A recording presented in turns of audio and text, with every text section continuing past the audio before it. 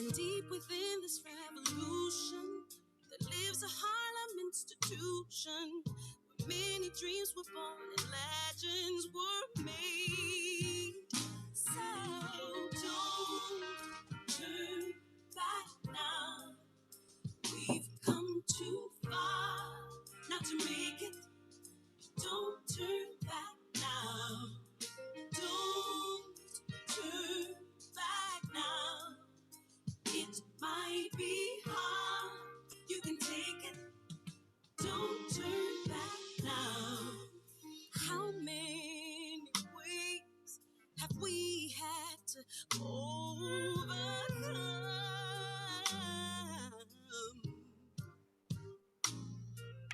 And how many lives must we lose until we are one?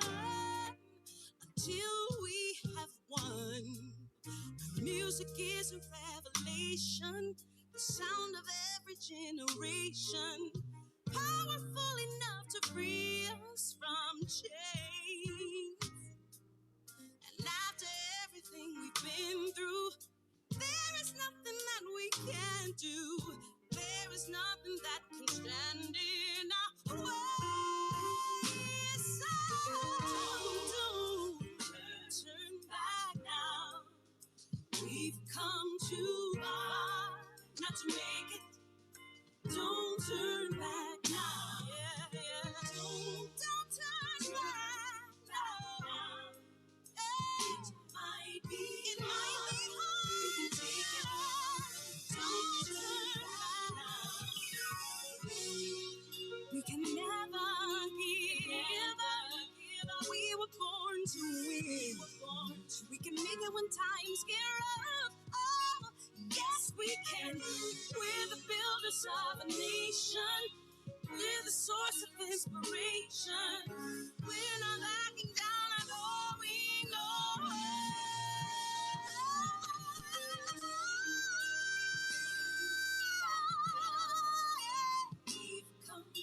We've come too far not to make it. Don't turn back now.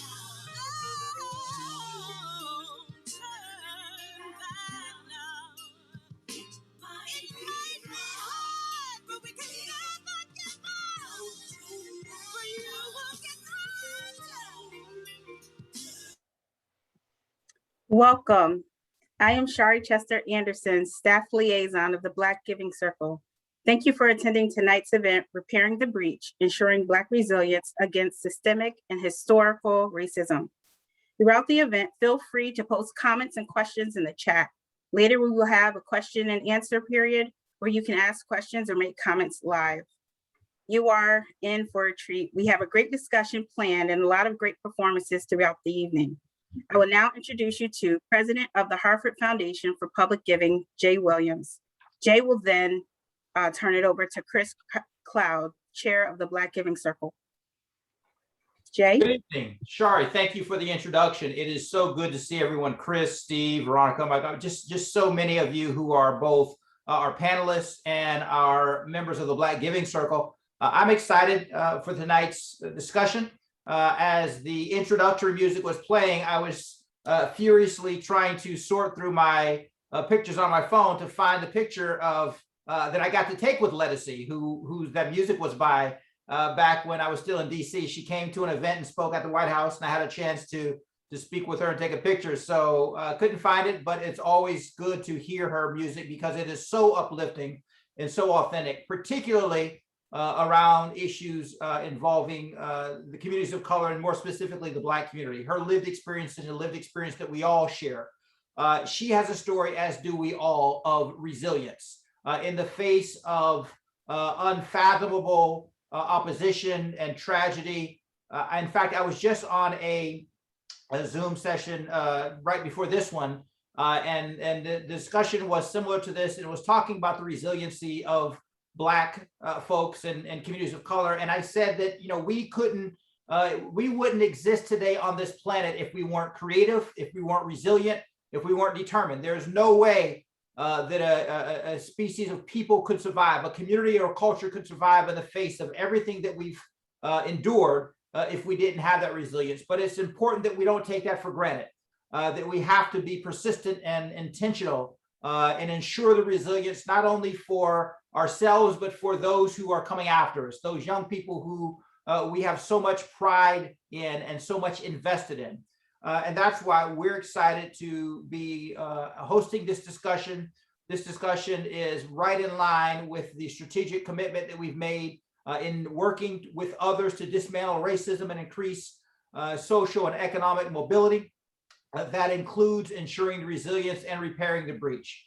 Part of repairing the breach is acknowledging the breach. And unfortunately, we still see far too many who do not acknowledge the breach that existed, that was created hundreds of years ago, that to this day plagues the Black community, but yet and still does not keep us from the persistence, the resilience, the creativity, the ingenuity, and the determination that has brought us as far as it has. So that being the case, I'm going to turn it over to Chris Cloud as I've been instructed by Shari, but want to again thank you for your relationship with the Hartford Foundation for Public Giving, never taking for granted your time, your talent, your treasure that you share with us, that we are stewards of, and that we seek to pour back and invest back into the community. So look forward to this evening's discussion, and I now turn it over to Chris Cloud. Jay, thank you so much, my friend, and thank you for your leadership at the Hartford Foundation for Public Giving. It seems like yesterday that you arrived, and you've accomplished so much since you've been here. You and your wife, Sonia, and your family have adjusted, I hope, to the greater Hartford community, and we're happy to have you, and thankful for all the work that you do.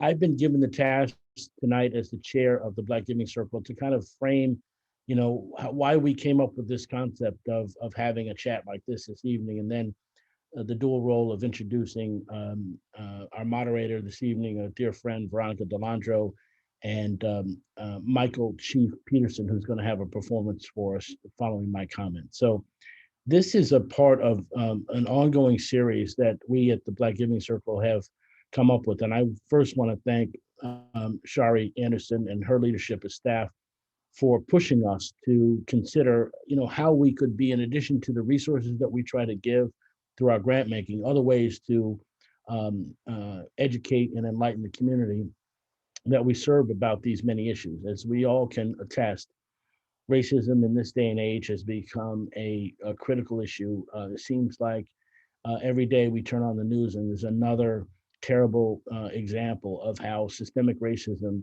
continues to rear its ugly head in our community locally and in our nation across the board. And so we wanted to make sure that we, as a Black Giving Circle, could put on events like this that enlighten and educate and teach folks about not just the history and the racism behind it, but how people react to and some of the bright spots of how people are being resilient and dealing with these questions of racism throughout our community. So with that, I'd like to briefly introduce Veronica Delandro, who will be our moderator.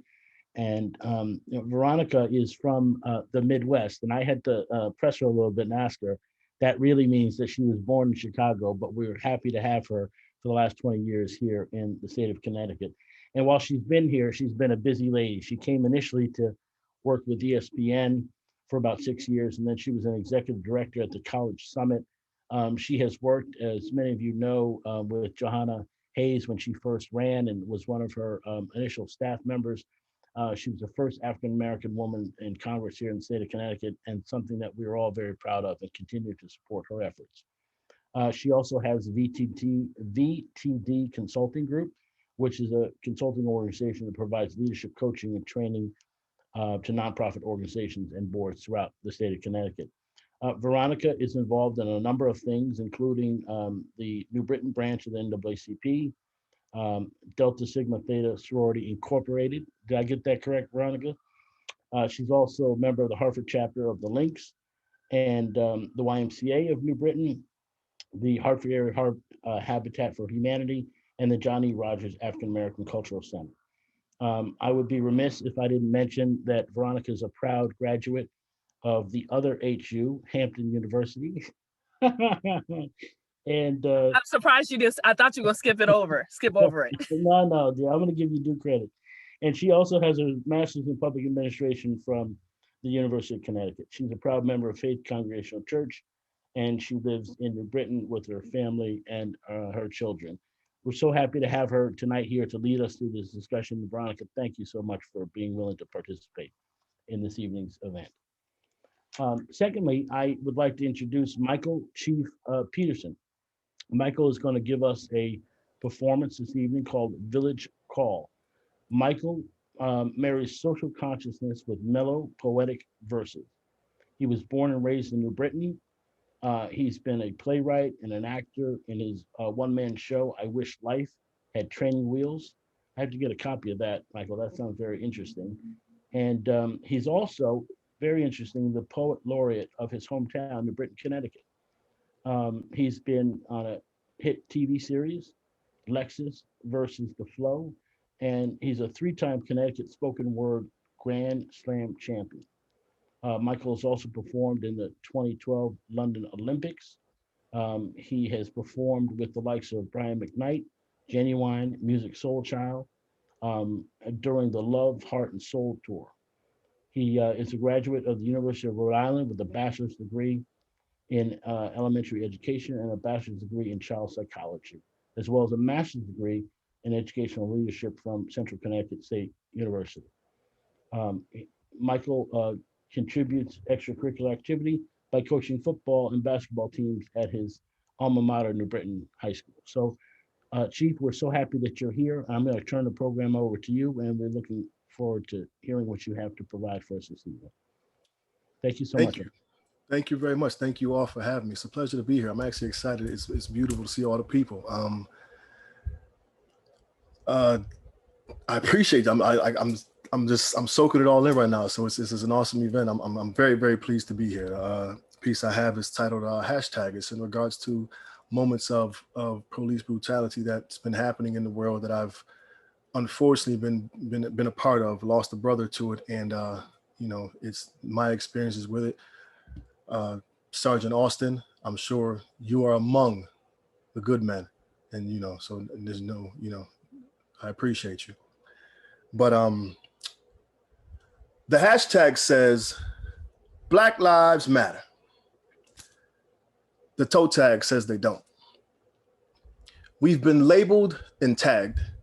They put bullet holes through the price tags on our lives because to them, we have no value. So welcome to Black Friday, where the best things in life are free, except air. You see, nowadays, the men are waiting to exhale too. The cop shop, strangle, shoot till we drop, then call for backup instead of an ambulance. There's an amber alert on common sense, and a bullseye is pressed on the backs of all Black men, but you'd rather press the red dot on your phone to record the red dot aimed at his head instead of calling the Red Cross. So as his blood lines the streets and his bloodline is ceased, use your bloodline to tag your peeps in the video you just uploaded to Facebook, which won't matter because cops don't FaceTime, so let's face facts.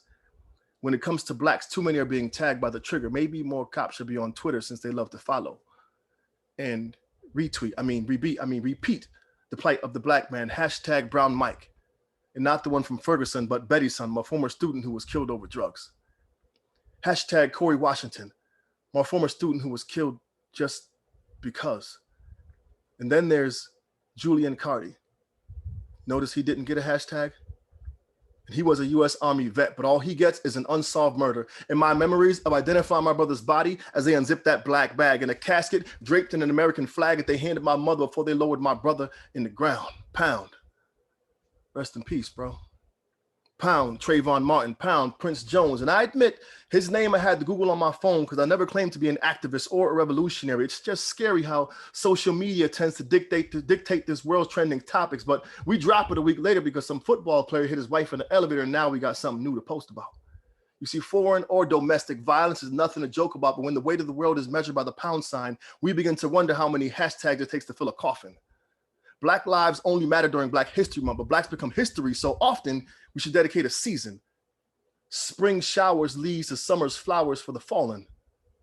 Winter just reminds everyone how cold this world is. Oh, and hashtag our girls is still missing. We were on a mission to find Saddam in the hole in the ground. Osama at 0 dark 30. 276 girls get taken from school, and they're only worthy of a pound sign instead of a search party. And pardon my French, but we didn't do a damn thing to help those people in France either. They didn't even get a hashtag. Over 2,000 burned alive in Nigeria. They didn't even get a body bag. Instead, like a flag at half mast, we let the black ash just blow in the wind. Ashes to hashes and dust to dust. And we confront and pretend with these marches, but we're only pounding pavement. I can't breathe should have been the statement that saved his life. Instead, it was the end of his road.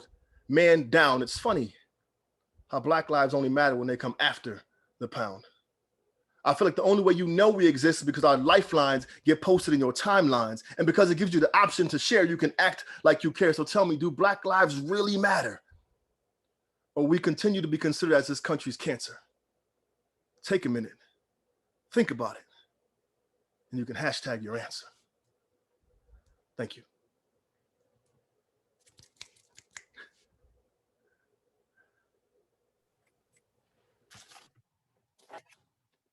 Thank you. Wow, that is great. Can we please give some snaps and hand claps for Brother Chief Peterson on that amazing poem called Hashtag and Do Black Lives Matter? That was, I had to be on mute because I was like, No, but thank you so much for that. I really do. We really do appreciate it. And I just want to start off by thanking the Hartford Foundation for Public Giving. Thank you, Jay. Thank you, Shar. Thank you, everyone, for allowing me the opportunity to moderate tonight's what I know will be a wonderful discussion. Excuse my voice as I have allergies from being outside a lot. And so bear with me this evening, but I am excited to introduce this phenomenal panel. And so with that, I'm going to go right into our introductions. I'm going to start off with Sergeant Stephen Austin.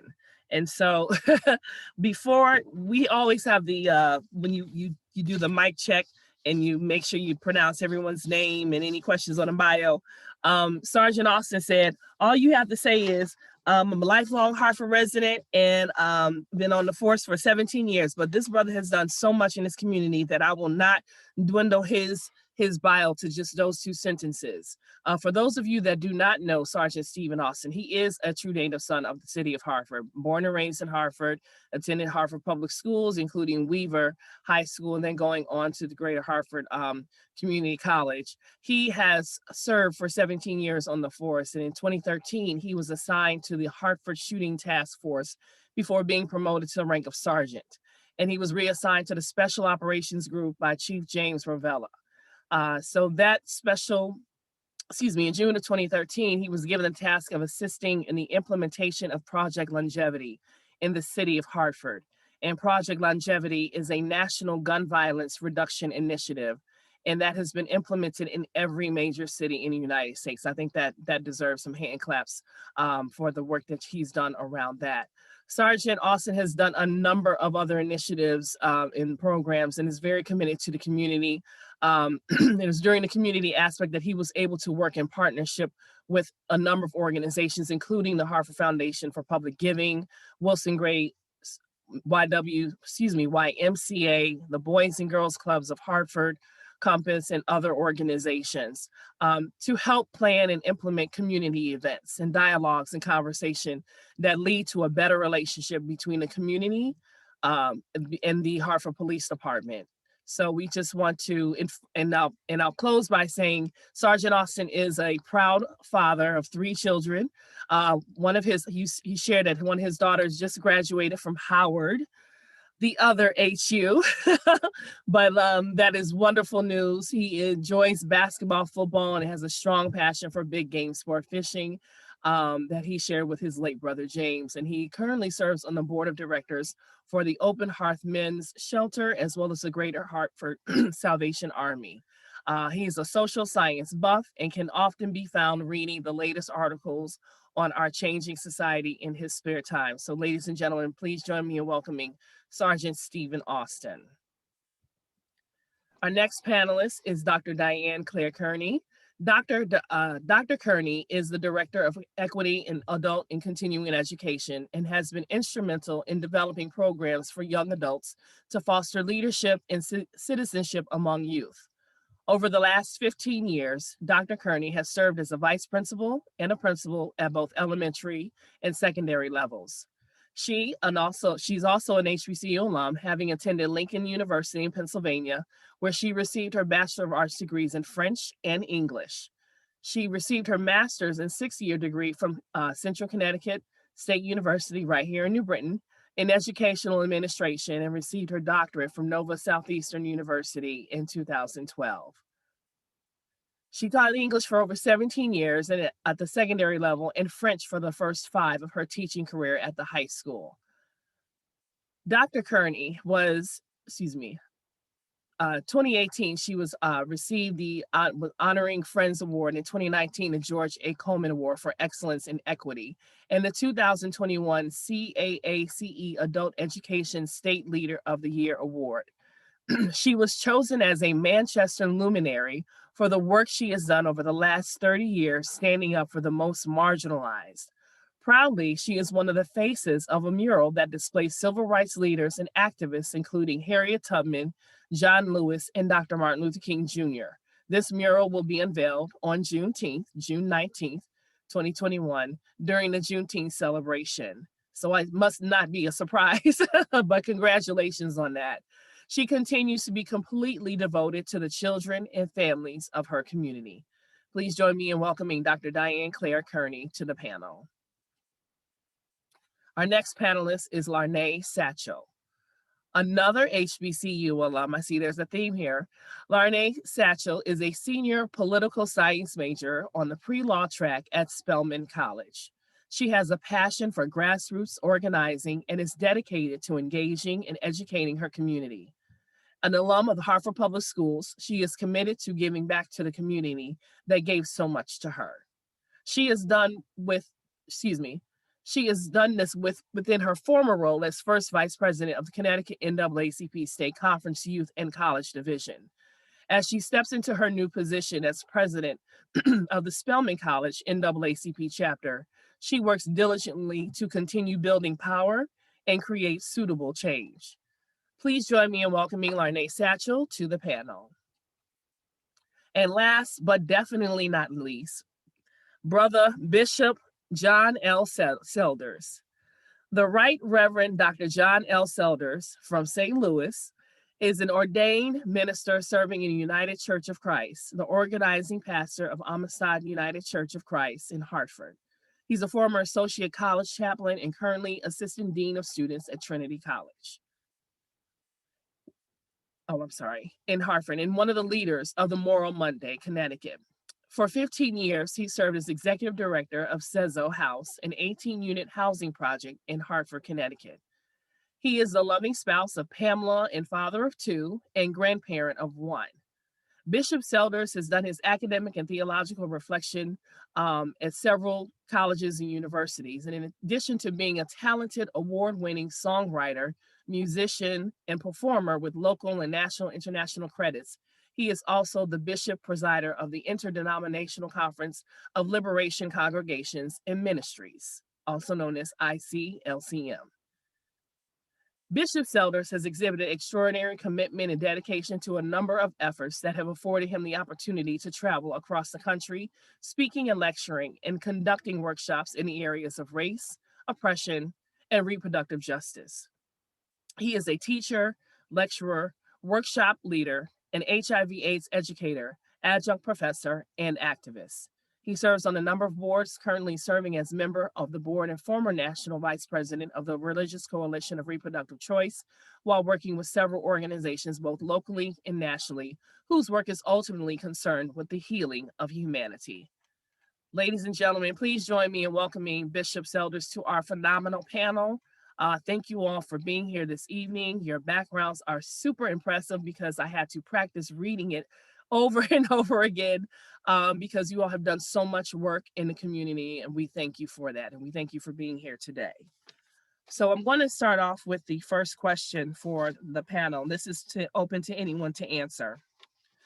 Imagine you are having a conversation with your 10-year-old self. What do you say to him or her about what to prepare for as a Black adult in the year 2021?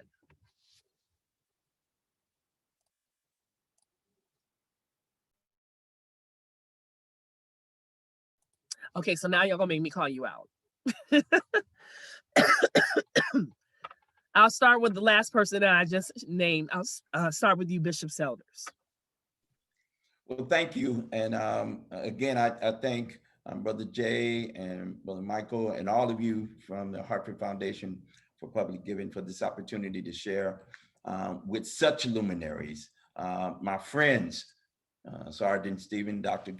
Claire Kearney, we go back a little ways.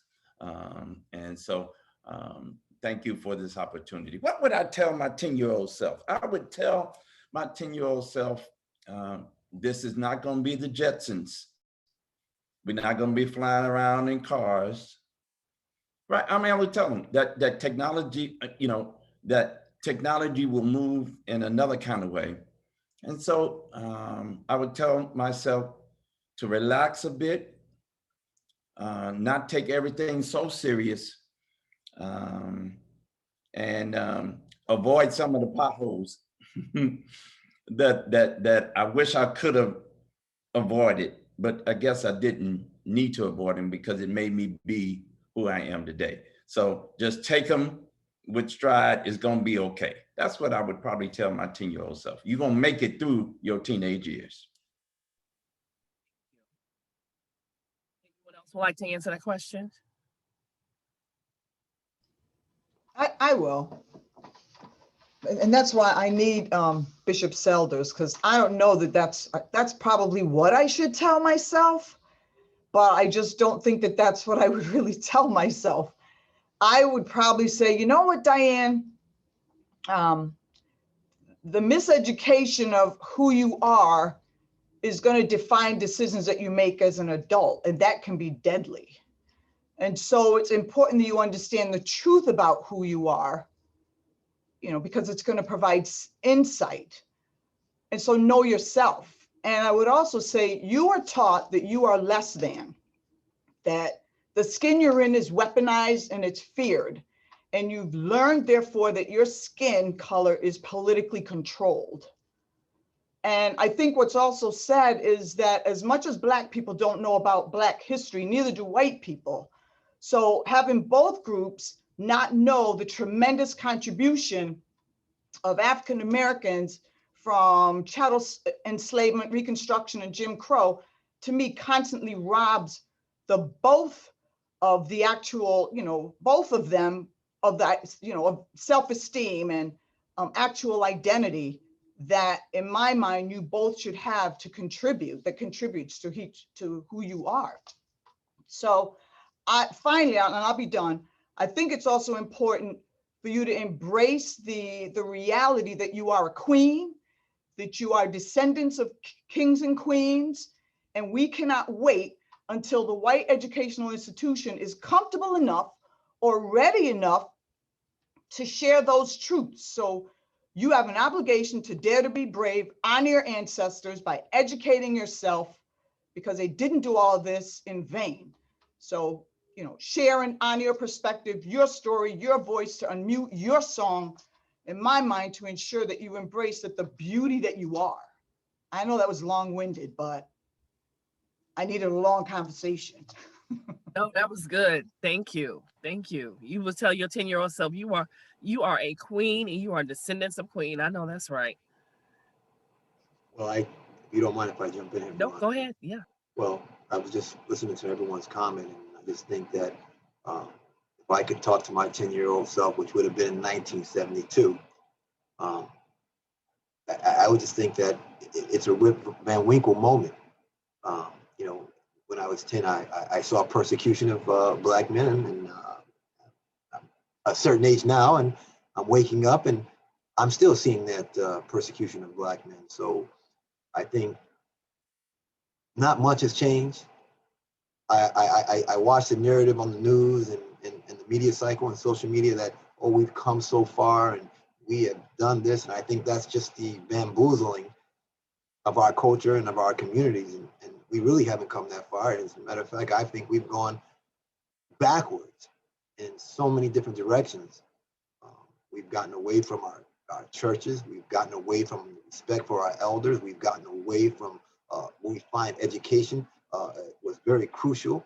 We gravitate towards instant microwave success. We look at musicians and athletes as our role models. We're going backwards. And that's the thing I would tell my 10-year-old self, to be cognizant and not fall into that trap. Stop letting people tell you and define you. And I think when you spoke about going forward and being kings and queens, and I think the history that we have has been marginalized and hidden, but everyone else's history has been pushed up. So I think I would make sure that my 10-year-old self continues to strive to read and understand who he really is. And he's never, ever, ever a minority.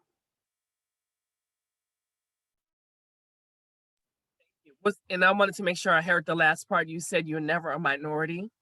Never a minority. A minority has put us in such a box that when you constantly are beaten over the head with you're a minority, you're the minority, you're the minority, and you start thinking of yourself, like she said, less than. Less than who? I'm less than no one. And so that term, and words have power. So I think we need to take that out of our vernacular and stuff, you know, and teach those who want to put us in that box that being a minority is not, you know, a category. I'm not a minority, I'm a man. Right. I'm so glad you said that, because when I do hear people refer to people of color as minorities, and I live in a city where the people of color, there are more people of color that live here than white people, we're still referred to as minorities. And I said, tell me how that makes sense. Because my thing is, as you said, I'm not a numerical value. I am a person, I'm a human being, I'm a woman, I'm a Black woman. And so when you refer, like you said, to someone in terms of the words do matter. When you say something like you're a minority, and then you condense it even more minor. No, there's nothing minor about us. There's nothing, we are major in every way. So I'm glad that you brought up the meaning, the word minority, and that we are indeed not a minority. I don't know, Larnay, did you want to answer this question? I was going to go to the next question. Oh, I think we just lost her. I'm going to go on to the next question. What for you has been the most transformative experience to date in the formation of your Black identity?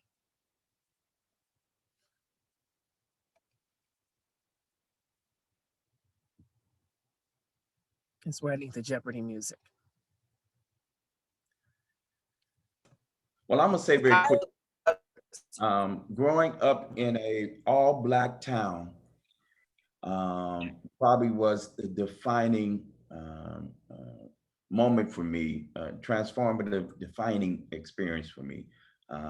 In that I grew up in St. Louis, suburbs of St. Louis, a Black town called Kinloch, first African-American town incorporated in the state of Missouri.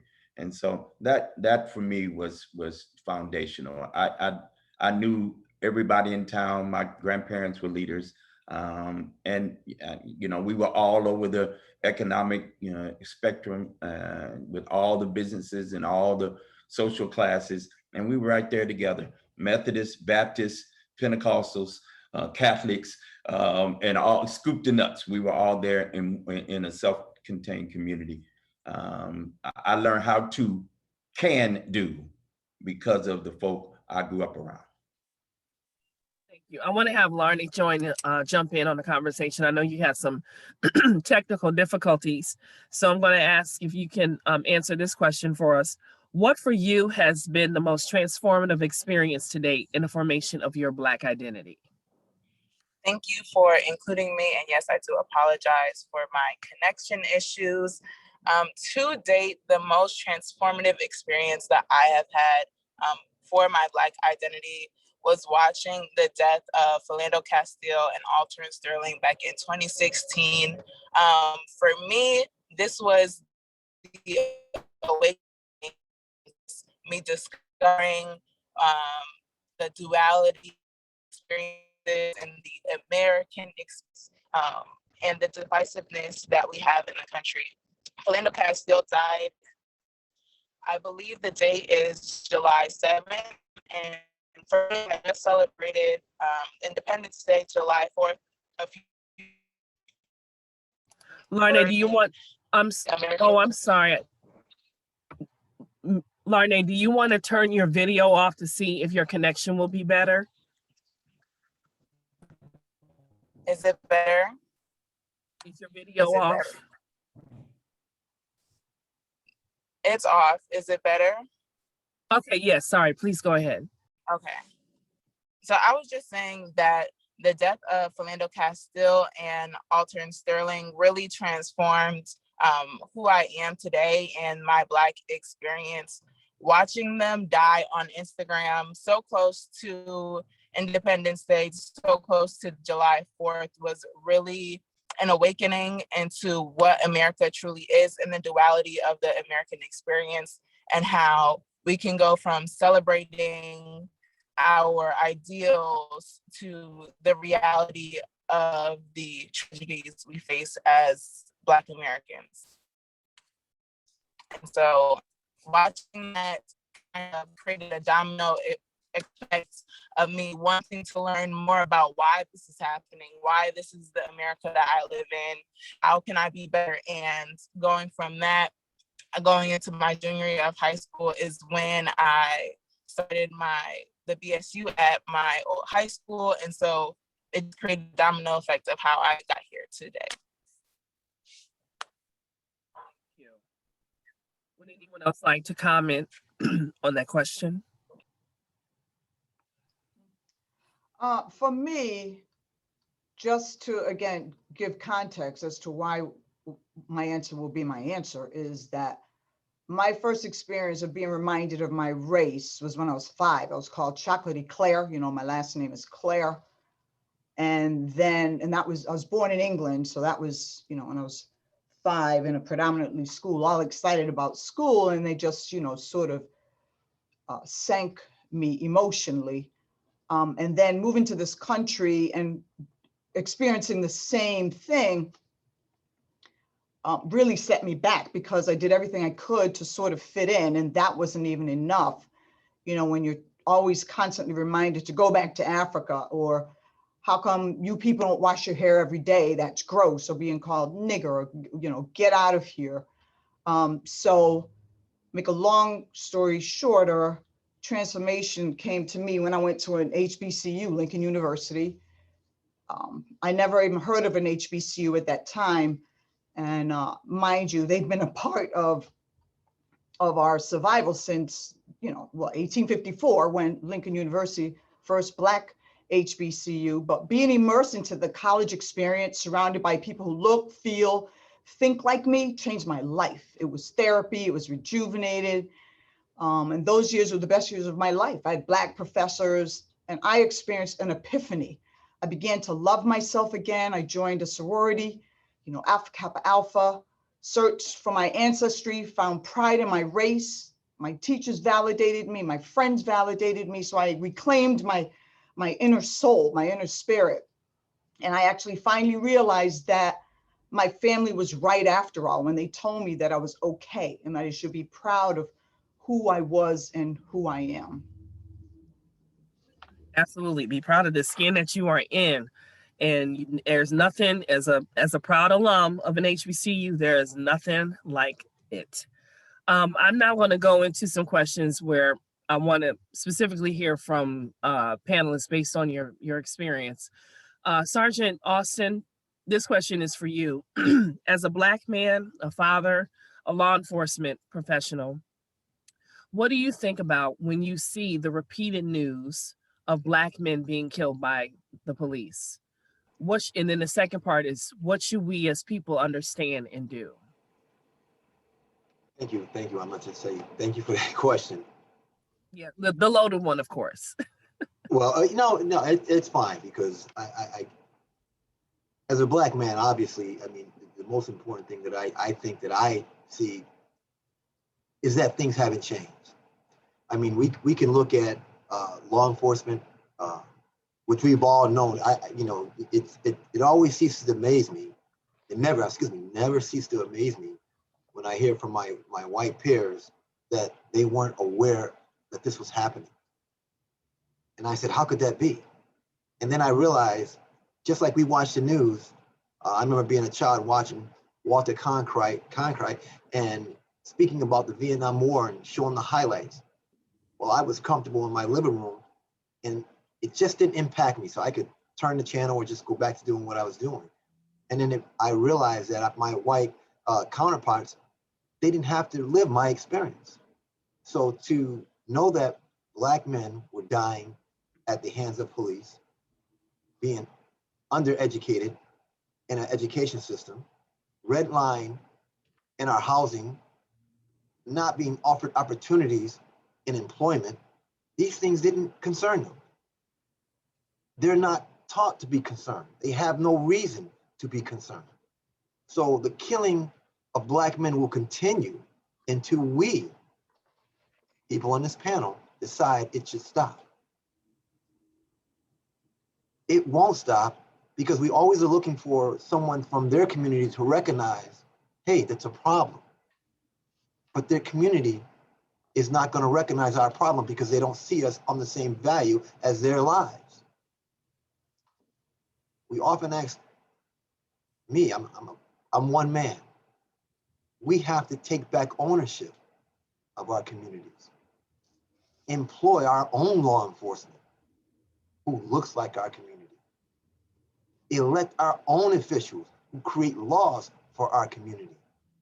And then we as the officers, the teachers, the educators can enforce and teach our own children the responsibilities, what it is to be a citizen, not in the greater United States, but just in our own community first.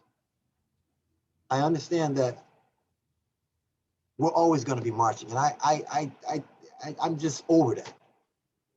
I mean, if we're not going to take legislative action, we're not going to take action of a different kind. I get the marches, I get all that stuff, but what happens tomorrow, the day after? When I can watch peaceful protesters be pepper sprayed, shot rubber bullets, and then those who wear AK-47s and AR-15s march upon a Capitol in Minnesota to go get the governor, and nothing is done, I think the answer is very plain and clear, that our lives are not valued. So how do we bring value to our lives if not taking back ownership of our own communities? And that has to be done through all of us collectively, because it's not just a law enforcement issue. It's a social issue that's going to affect our education and our economics. And I don't have all the answers, but I know it lies in that sphere. What I want people to understand and what I want them to do is start thinking about that in terms, how can we collectively work? You have the Black Giving Circle, that's a start. We have to spend our money with each other, invest in our education with each other. And only at that time, when we are our own lawyers, because lawyers create the laws. Those who our legislators are, lawyers. So we need to change that and move forward right with them from within. And then you will see the law enforcement angle change. The kids in our community will respect law enforcement because the law enforcement is our community. Mm-hmm. That's just my answer. And I do want to let everyone know watching, viewing this, if you have any questions, please put them in the chat, and we will have a point later on where we will get to your questions. I want to turn to you, Bishop Selders. I want to ask you part of the one question that I have for you, but also the other one for Sergeant Austin. So as a Black man and a faith leader, what are your views on the repeated news of Black men being killed by police, but also how would you sum up where we are today as a Black community? And that can't be summed up in 2 words. And I know that was the question, so I'll just say summed up. Summed up. I got you. Well, like many Black men, I think, it gets old, but it never is old. It comes at great cost to see over and over again the story, the narrative. You know it, you've experienced it. I think not many of us, most of us have been impacted by violence at one form or another within our families and certainly within our community. So I'm saddened, I'm gripped, I'm pained, I'm angry, right? You know, and it's all of that happens all at the same time. And of course, as a faith leader, now I got to figure out, one, how to get myself in order. Because sometimes I want to go throw the brick, if I can be honest. Sometimes I want to turn up, right? And light something on fire. Sometimes that's what I feel like. But I understand that's not going to necessarily move us forward in any productive way. Then I've got to then, you know, reflect for a moment, still myself, and then, you know, as a faith leader, hear from the divine as to what's going to be the next step, what's going to help my community, you know, the community that calls me pastor, the community, the larger community that sees me as a leader, but also then speak to the broadest community, which is, you know, the city of Hartford, where I live, the state of Connecticut, and then the United States and the world. In all those places and spaces, I have a voice, a presence, and some responsibility, and I feel some accountability to what it is that I help to foster, to what it is I help to create. I'm like you. And I heard Brother Steve say this, that marching is cool, and I'm down with marching. Those who know me know I lead them, all right? But I'm just not marching because I'm mad. I'm marching because we have an end in sight. There's some political gain I'm angling for, and there's a strategy to invoke. That's the premise for organizing. You know, and I take my leadership right out of the handbook that Dr. King left us with his letter from a Birmingham jail. He scripts out pretty clearly how we move from where we are to where he felt like we needed to go through action. So that's my beginning response. You asked the second part of this B part of this question. Sum up, you know, where I think we are. And let me really speak specifically to us here in Connecticut. The two words I will you know, link together is an uncomfortable complacency. I've lived here in Connecticut and in Hartford for 21 years now. And what I have witnessed, the reason Brother Steve and Dr. Clark-Kearney and I are friends and know each other, because we've been at the same tables having some of the same conversations over and over and over again, right? To wit, that I now don't necessarily participate in community conversations as such, because I hear the same kinds of things over and over again. I hear the pain, I hear the dis-ease, I hear the awkwardness, the discomfort that people express themselves in those places and spaces, but I also don't experience movement afoot. I experience a kind of complacency, a kind of self-satisfaction, and almost an unawareness or a uninformedness about how change occurs, right? And I never was, and I say this a lot, and please don't y'all hate on me. I'm really thinking about this in a kind of context. Here in Hartford, we elected now for the second time a white dude as mayor in a chocolate town. Excuse me, but I don't get it. I don't understand. And then I hear all the change, we need change, and I don't see change. And in 21 years, you know, it's a lot there. So that's my word, uncomfortable complacency. My two words. Okay, uncomfortable complacency with a paragraph underneath it. Okay. No, thank you for that. Does anyone else want to respond to that? I did have a question. I wanted to come to Larnay. I know your video's off, but the work. One, I want to applaud you for being the president of the NAACP chapter at Spelman. I remember joining NAACP chapter when I was in Hampton, and we had, excuse me, there was a young man who was found hung by his belt behind the Hampton Coliseum. And so we gathered, you know, as a chapter, as a community, as a school, because here we are back, it was the 90s, and Black men are being hung by their belt.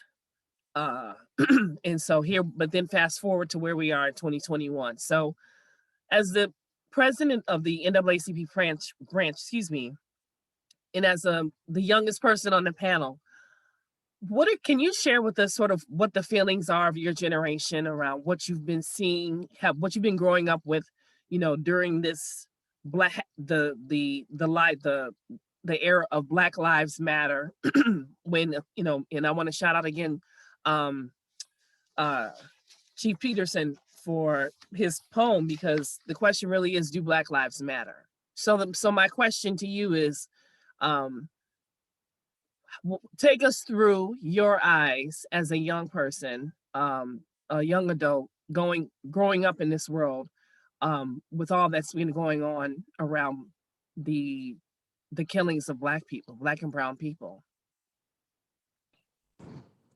Thank you for this question. And I want to start off by saying how I view what is going on in today's society is not a full representation of every young person and how every young person views, share what I think, how every young person feels. For me, is kind of like, what do I do? What can we do? Immediately, what are our actions? What are our steps? We hear, like, this is nothing new. We hear from our elders that we've been dealing with this for generations upon generations upon generations. And for me personally, it's like, why are we still here? What have we done that has placed us back in these same circles, this new Jim Crow, the age of Black Lives Matter, the age of all lives matter? And how are we still in these same circles, the same places that Bishop was also still talking about? And it's like, how can we create intergenerational conversations and intergenerational power that can move us past this for the next generation? So as a young person, I am looking for the next people who will be the young people and wanting them to not be in the same place. Now, also as an educated young person, I know that by the next generation, everything is not going to be fully equitable and fully where we want it to be in terms of social justice.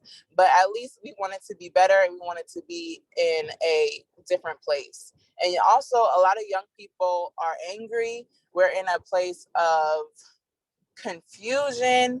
We are in a place where we are misunderstood, as we are multifaceted. We're young, we're Black, we could be queer, we could be women, all these different things that make us who we are, and all these different changing societal norms.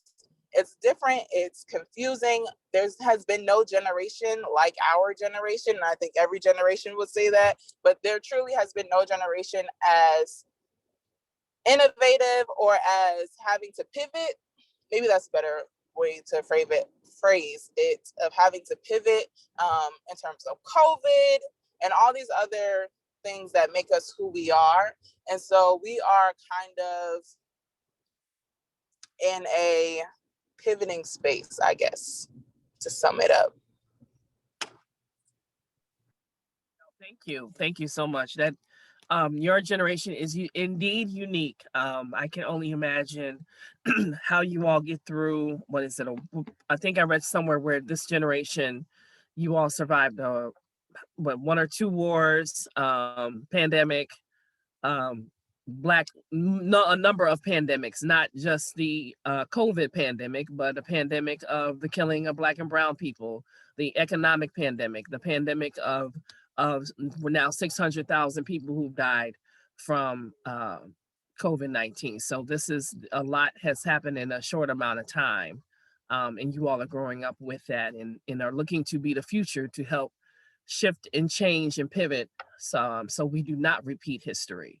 So not to put all of that on your shoulders, but that is where we are. I do want to ask Dr. Kearney one question, and then I'm going to go into the questions from the audience. Dr. Kearney, Brown versus Board of Education was about equal access to education, but many suggest that it did little about equity.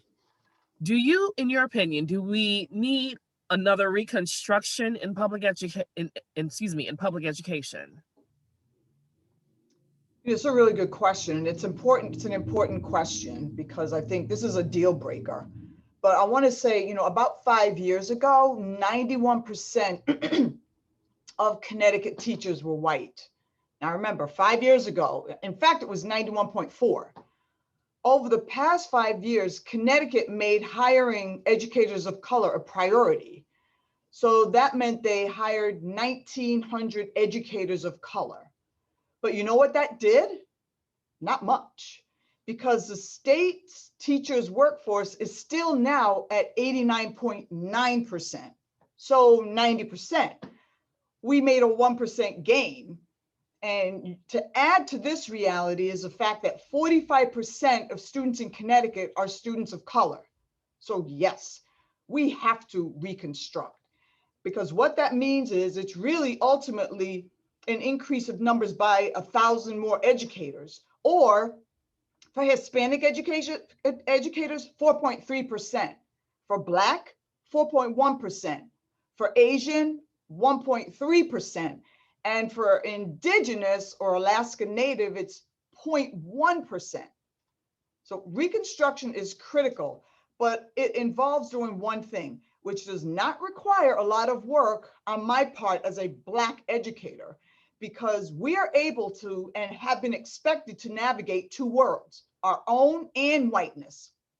Now, whiteness or white people have to learn how to navigate those two worlds as well. So what has to occur during a reconstruction is a framework. You have to use a framework on how to do an archaeological dig on self, because how you've been racially socialized, which has been through whiteness for all of us, shows up in your life. So it's going to show up in your decisions. It's going to show up in school, and it is going to impact your interpersonal relationships that you have. And it is going to impact on what decisions you make on how to run the operation for which you happen to be responsible, which is a process. So there's no quick fix in here. It's journey oriented, and it involves self. There's nothing quick fix about anything that we're going through or experiencing. And I'm just scrolling through the chat. I do see some conversations and comments. I now want to turn to some of the questions that were submitted. And I've been running all day, but I think I did see this come across my phone. What are your opinions or thoughts on Juneteenth becoming a federal holiday?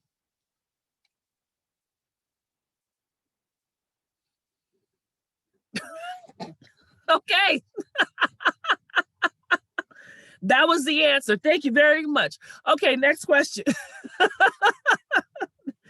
Complete silence. It's a no-brainer. It's a no-brainer, Veronica. Federal holiday. What are you talking about? You know, not to you. I'm just thinking rhetorically. I get worked up when the bishop knows this. I get worked up because I get so, I guess I'll say passionate, about this topic. But of course it has to be a federal holiday. I don't even know where to begin. But for 2 years, slaves were not allowed to be free, when everyone knows that they should have been free. And you better believe that the slaves during that time, those enslaved, knew that as well. But they didn't have the resources, the power, the backing to do anything about it. So they were continuously at the mercy of whiteness. But they knew, even though it ended in 1860, well, the end of 1862 going into 1863, they knew. And then for those people to be enslaved for 2 more years is just unfathomable. And so absolutely, it should be a federal holiday. I'll switch gears. I'm gonna ask a question that is near and dear to me, and that is voting, and that is local elections. We know, unfortunately, that we do not get high turnouts in our communities, period, but even for local elections. So presidential elections, there's a very high turnout in 2020. We may even see some even during a gubernatorial election year. But for municipal elections that are often held on odd years, this is an odd year, we see low voter turnout. How do we ensure and engage and encourage into more Black people to vote in local elections?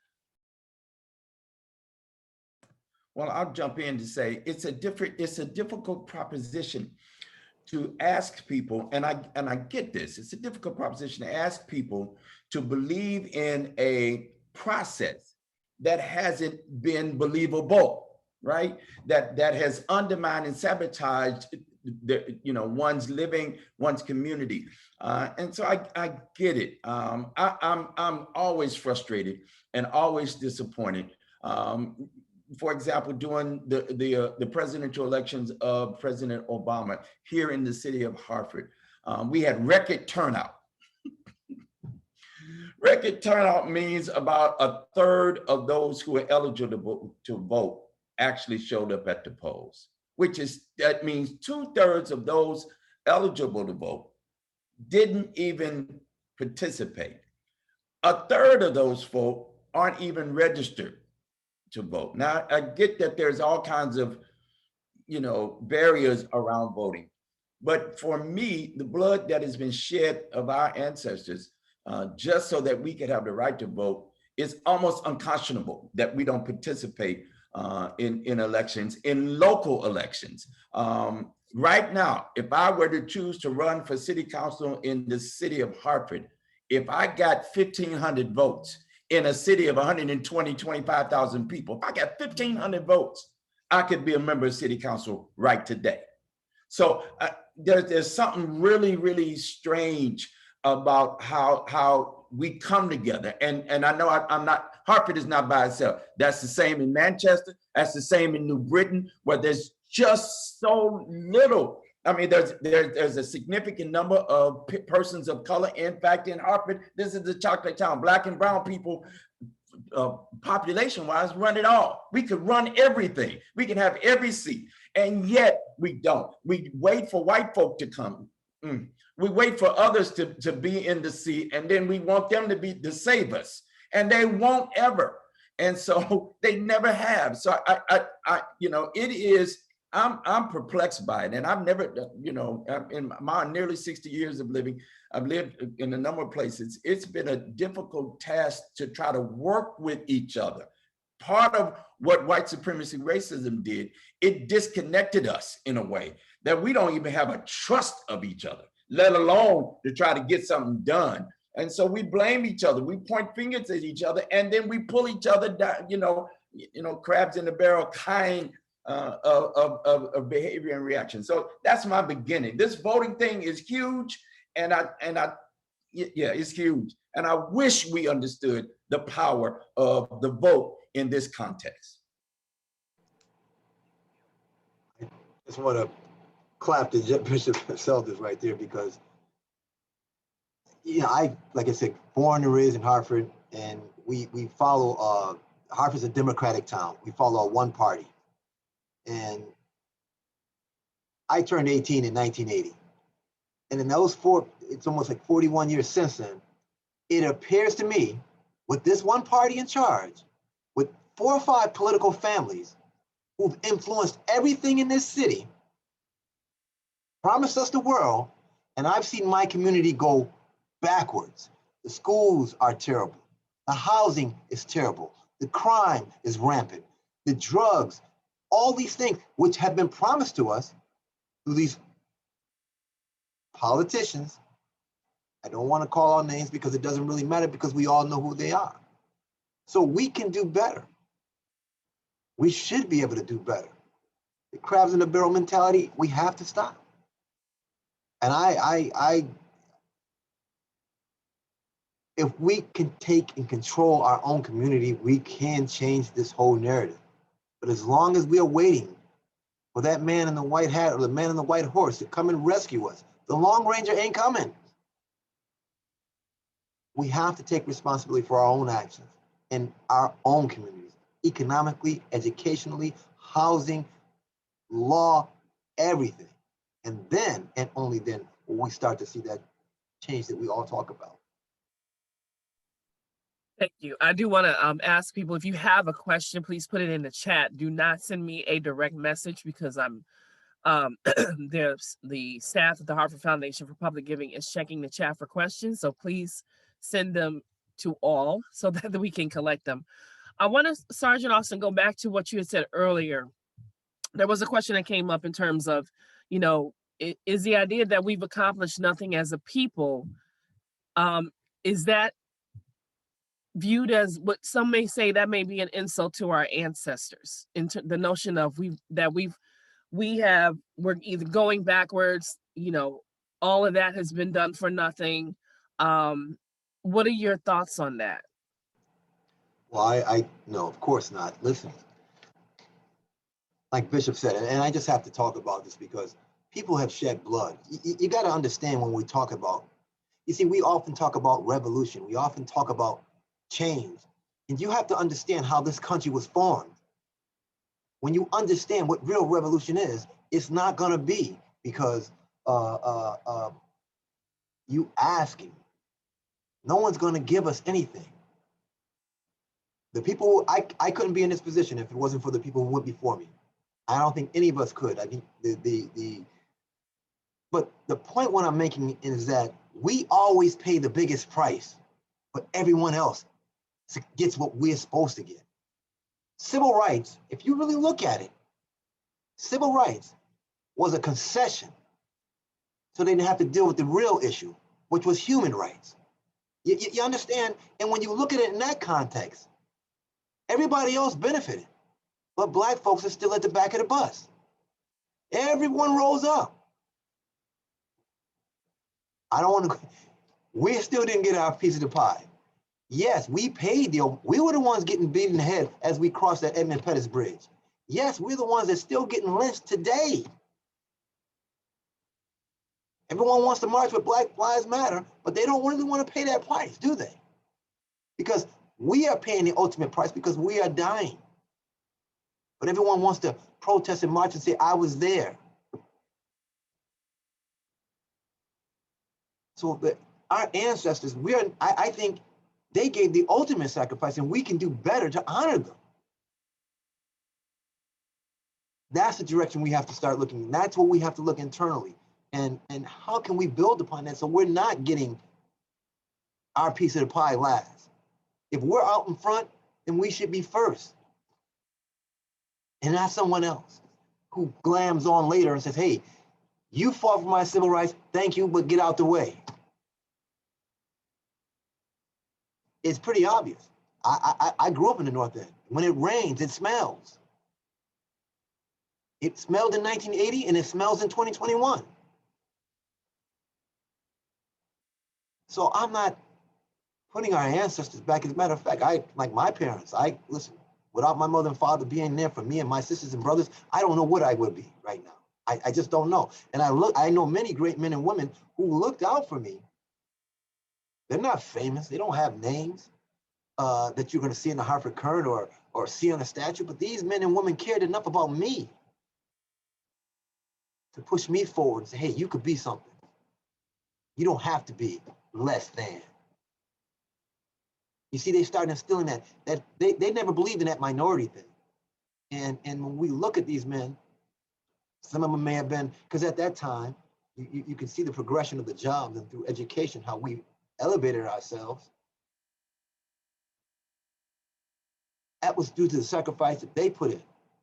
And I'm sure if any parent in here today is making that same sacrifice for their children and the kids out there we don't even know. who their parents are, because we want to see them do better. Because I know we are better, but we have to make sure that we're first. And then when we're first, then everything else will fall in place. No longer fighting the struggle so that everyone else can gain. And we're still waiting and asking. And in terms of, I still have a question about the reparations. I would love to get reparations. But don't hold your breath, because it ain't coming. I can guarantee you, America will not give Black folks in America reparations, and I will put that ain't happening. They'll give everybody else it, but you will not get it in America, not Black folks. I don't believe it ever happened. We have to make our own way. No, thank you for that. You must have looked at my phone, because those were the next set of questions that I received.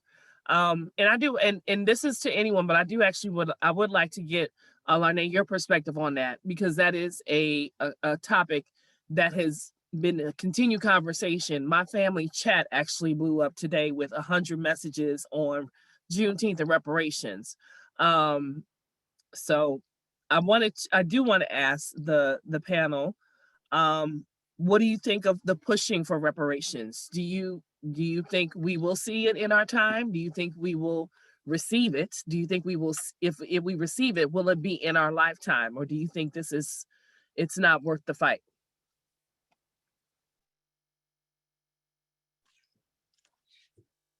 In my perspective, you cannot have a conversation about Juneteenth without then having a conversation about reparations. And so I am ecstatic that we have Juneteenth as the federal holiday, but that is not the limit of what I expect from our federal government. And currently we have HR 40 I don't know if it's in the session, but it's been reintroduced time and time again. And really, for those of you who do not know what HR 40 is, it's basically just a study of whether or not we should give African Americans, Black people within this country reparations. It's not the act of it, it's not giving, it's just studying it, seeing if it will work, putting together teams, putting money and resources just to study, not to give, but to study. And I think that we also really have to understand that and have to be able to lean on people like myself and other people who are in politics and who study political science to know that it's just the study of reparations, not the actual giving. And so once we understand that, we can talk about, absolutely, we should study it. We should be able to do that in this time, in this generation. I don't know if we will be able to receive it in this time, in this generation, but we should be able to push for it. Now, myself, how I advocate, how I organize, I don't organize based off of what I think somebody is going to give me, but based off what I think I should have, what I think my community should have. And so it could be a conversation where America is not going to be likely to do X, Y, and Z, but America wasn't likely to end slavery. So if we have conversations or the mentality where we think, oh, they're not going to do it, so let's not advocate for it. They're not going to do it, let's not push for it. No, do we need it? Do we want it?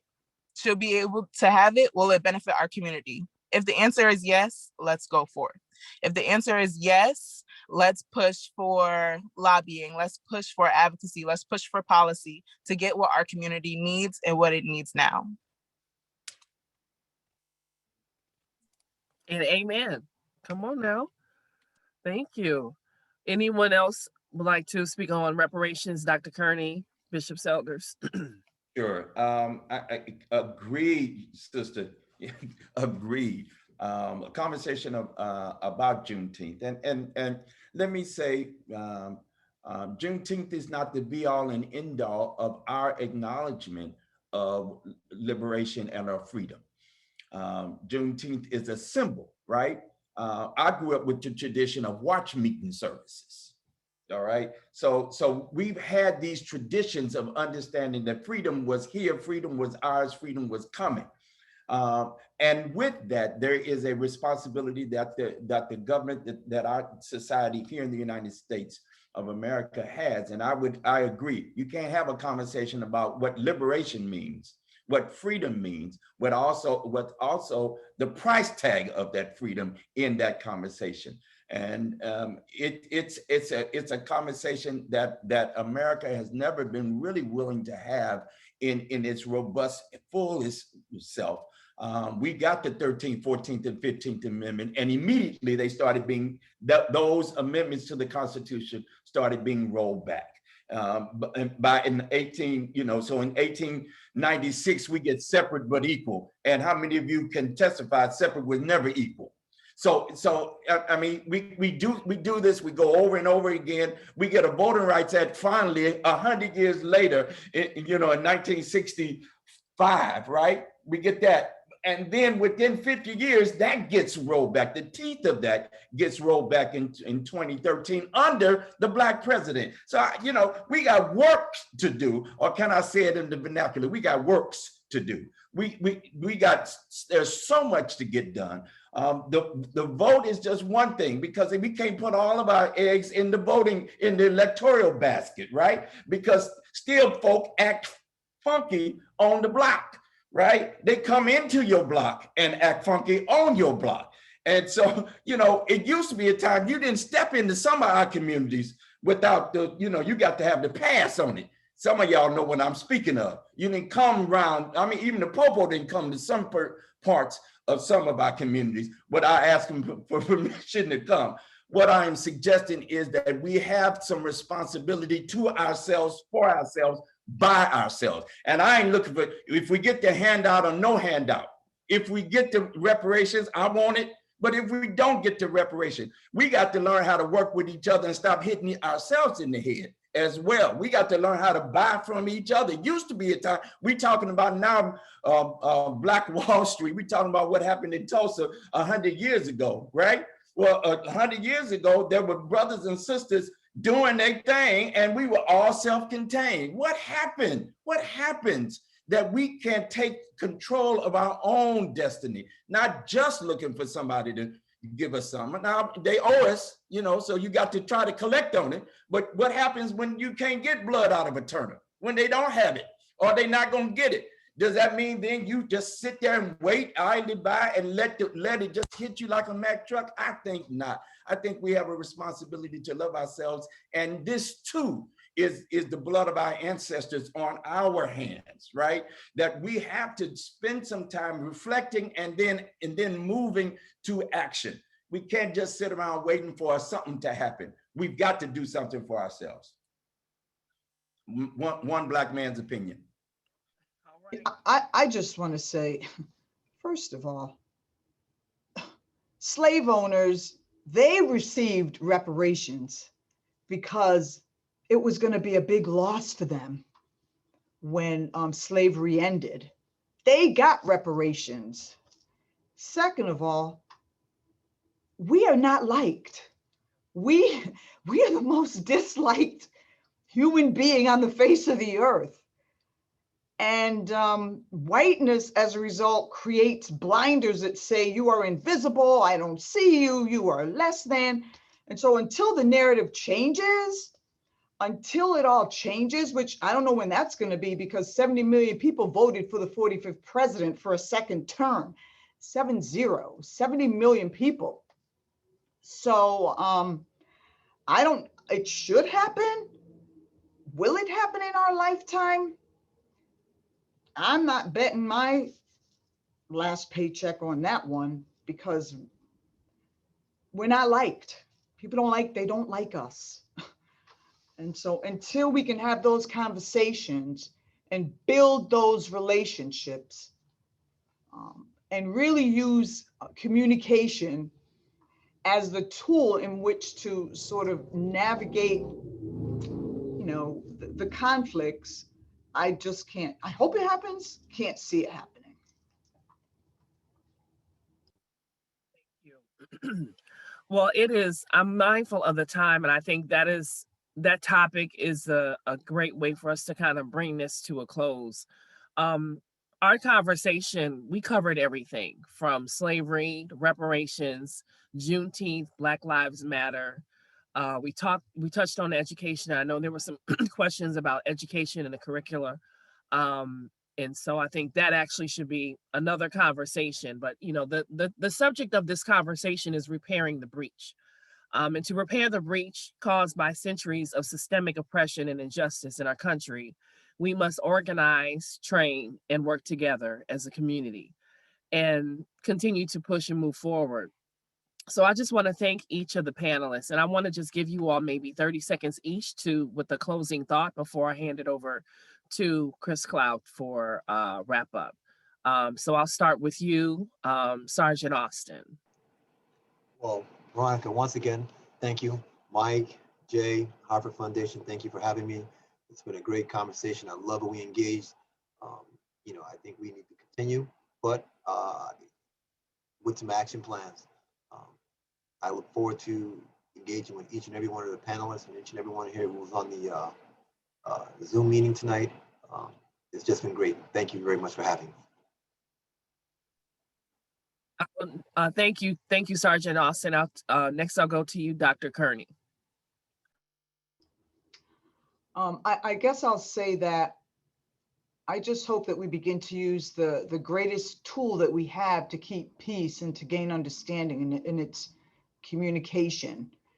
And I do want to say also that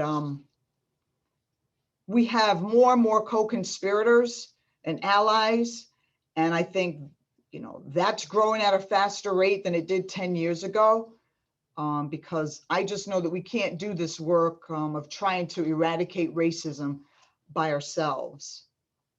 And so I just hope that we can just learn to sort of work together and sort of look beyond the melanin that seems to be the biggest stumbling block of them all. Thank you. Bishop Selders.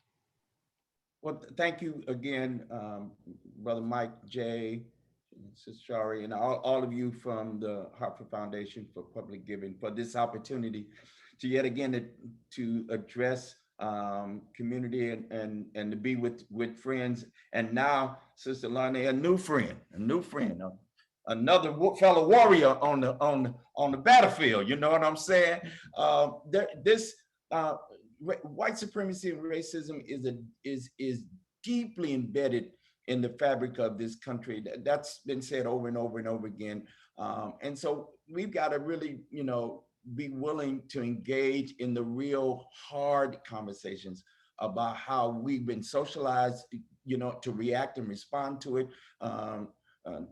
Sister Diane mentioned that early on in some of her remarks. And then I'd say, secondly, can we trust each other?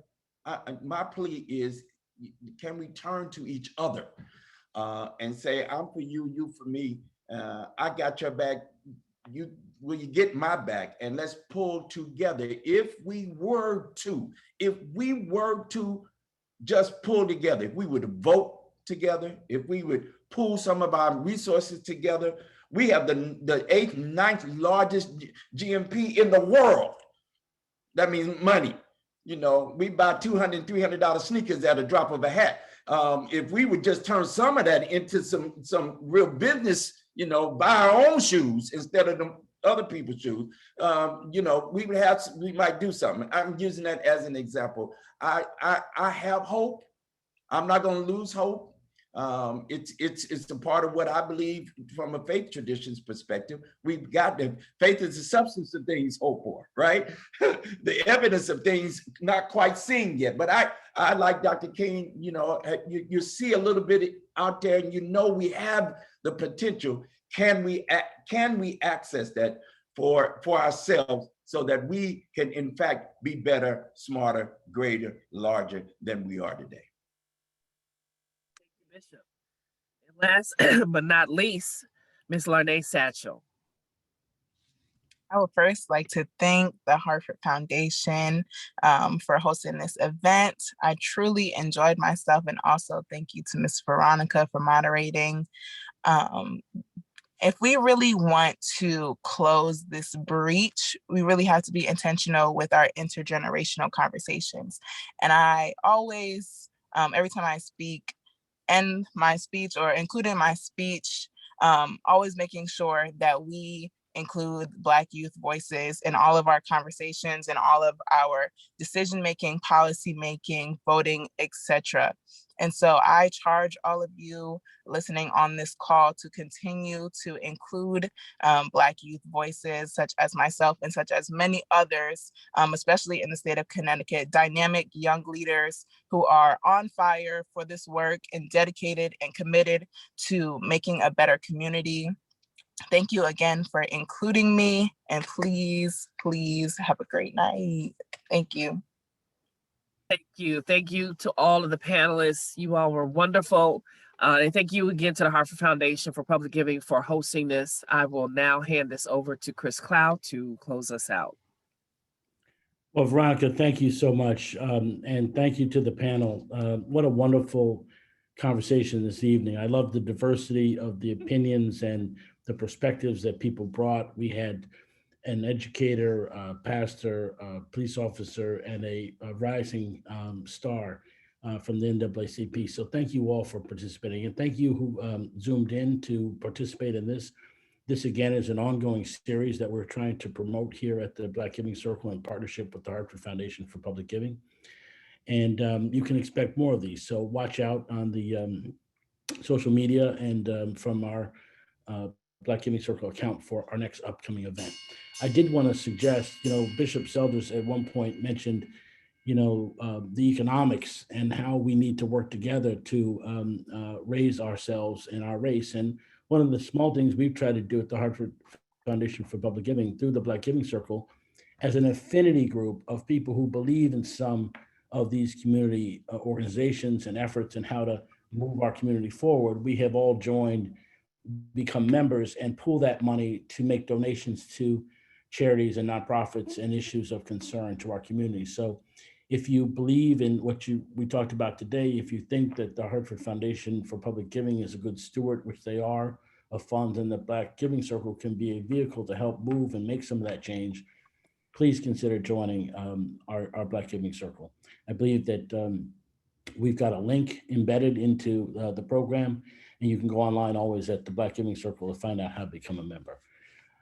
Thank you again. This was a fantastic evening. I want to thank the staff for organizing this and thank Veronica for doing such a wonderful job as our moderator this evening. Thank you. Yes, and I would also like to add, we do have a solo by Kimberly Joy, who was a semi-finalist in the Voice Network show a few years back, and she's also a Windsor resident. Kim? Hello, everybody. This has been a wonderful, wonderful program, and I'm so happy to be here to sing a song for you. This song always encourages me, and I pray it can encourage you as well. I can almost see it, that dream I'm dreaming, but there's a voice inside my head saying, you'll never reach it. Every step I'm taking, every move I make seems lost with no direction. My faith is shaking, but I gotta keep trying. I gotta keep my head held high, 'cause there's always gonna be another mountain. I'm always gonna wanna make it move. Always gonna be an uphill battle. Sometimes you're gonna have to lose. It ain't about how fast I get there. It ain't even about what's waiting on the other side.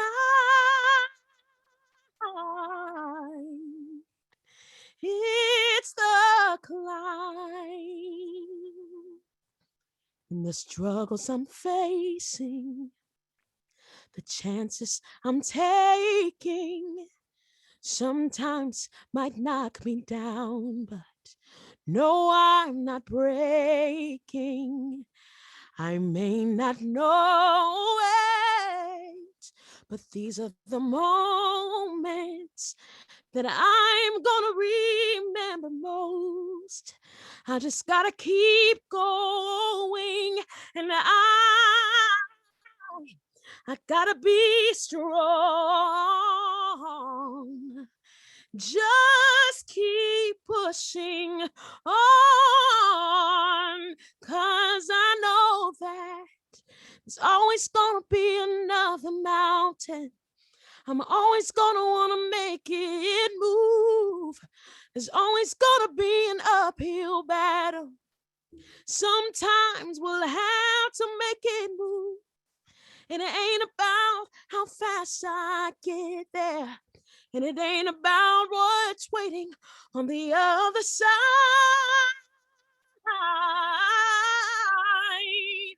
So I'll keep on moving. I'll keep climbing. I'll keep the faith. Keep the faith. Oh, I gotta keep on moving. Keep climbing. Keep the faith. Keep the faith. Whoa. For we shall overcome. We shall overcome. We shall overcome someday.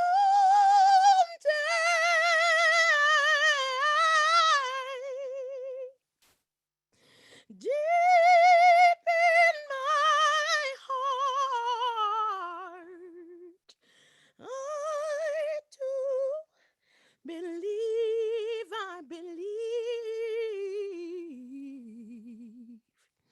that we shall overcome someday.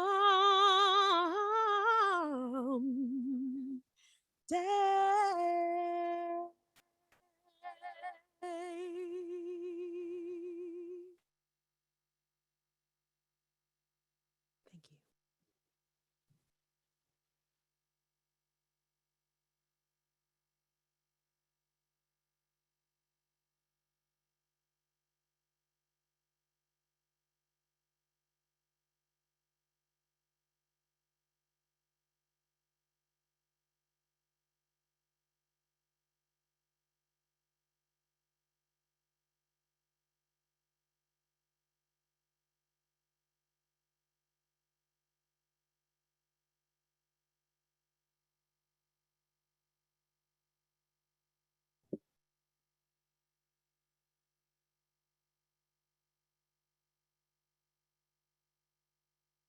Thank you and good night.